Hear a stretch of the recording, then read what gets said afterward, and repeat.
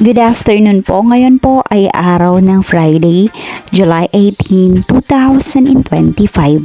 At narito na po ang resulta na ating 5 p.m. Pisas o Lottery Souls today. At para po sa draw natin ngayon ay ang 3D Lotto at ang 2D Lotto. At para po sa Lotto More updates, pasubscribe na lang din po ako sa aking channel at pahit na din po ako ng notification bell.